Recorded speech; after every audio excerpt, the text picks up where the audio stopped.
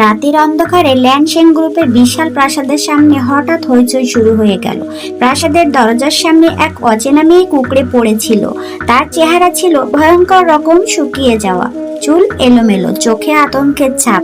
দেখলে মনে হচ্ছিল সে যেন দীর্ঘদিন ধরে অসহ্য যন্ত্রণা সহ্য করে এসেছে। বাড়ির সবাই তাকে দেখে ভয়ে পিছিয়ে গেল। এ কে, পাগল নাকি? এত রাতে আমাদের বাড়ির সামনে এমন একজন কেন পড়ে আছে? সবাই যখন ভয়ে তাকিয়েছিল তখন বাড়ির মালিক ল্যান্ডসেন গ্রুপের চেয়ারম্যান চেন জং ধীরে ধীরে মেয়েটির কাছে এগিয়ে গেলেন। অদ্ভুত এক অনুভূতি তাকে থামতে দিল না। এই মেয়েটিকে দেখেই তার বুকের ভিতরে কেমন যেন ব্যথা শুরু হলো, যেন বহু বছর ধরে হারিয়ে যাওয়া কোনো পরিচিত মানুষ তার সামনে পড়ে আছে। চেয়ারম্যান নিচু হয়ে মেয়েটির দিকে তাকিয়ে ফিসফিস করে বললেন, তোমাকে দেখে আমার এত কষ্ট হচ্ছে কেন? তিনি আর দেরি না করে লোকজনকে বললেন, তাকে ভিতরে নিয়ে যাও, এখনই ডক্টর হে কে ডাকো। ডাক্তার এসে মেয়েটির পুরো শরীর পরীক্ষা করলেন।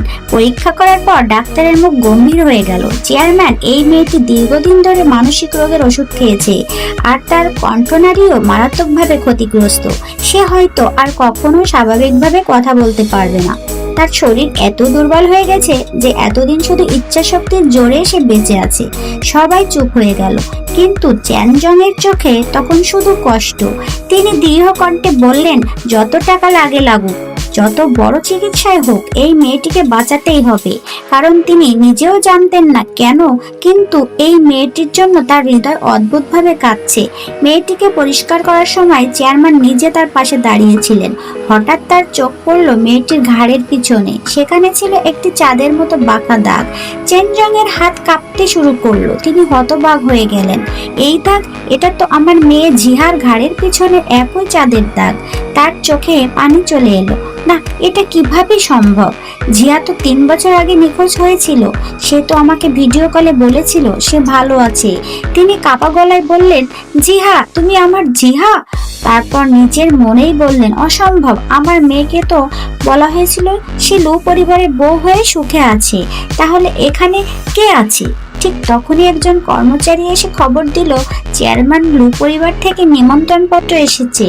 বড় মিসেস পক্ষ থেকে পাঠানো হয়েছে। লু জিং চুয়ান আর লু পরিবারের মিসেসের ৩য় বিবাহ বার্ষিকী অনুষ্ঠানে আমন্ত্রণ। কর্মচারী আরো বলল, মিসেস বিশেষভাবে আপনার পছন্দের দামি পাখির বাসাও পাঠিয়েছেন।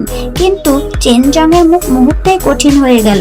তিনি নিমন্ত্রণ পত্রের দিকে তাকিয়ে বললেন, 3 বছর ধরে যদি আমার জিহাকে এমন অবস্থায় পাওয়া যায়, তাহলে লু পরিবারের সেই সম্মানিত লু পরিবারের বউ আসলে কে? তার চোখে রাগ জ্বলে উঠল। তিনি তার বিশ্বস্ত সহকারী হান ইয়ানকে ডাকলেন। হান ইয়ান, এখনই লু পরিবারের বাড়িতে যাও। যেভাবেই হোক আমার মেয়েকে ফিরিয়ে আনো, জীবিত হলে জীবিত। আর যদি তিনি কিছুক্ষণ থেমে গেলেন, না, আমার মেয়েকে আমাকে ফিরিয়ে আনতেই হবে। পরবর্তী পর্বে আসল জিয়ার পরিচয়, ভুল ও পরিবারের বউয়ের রহস্য এবং 3 বছরের ভয়ঙ্কর ষড়যন্ত্রের প্রকাশ হবে। পরবর্তী অংশ দেখতে আমাদের চ্যানেলটি সাবস্ক্রাইব করে পাশেই থাকবেন। ধন্যবাদ সবাইকে।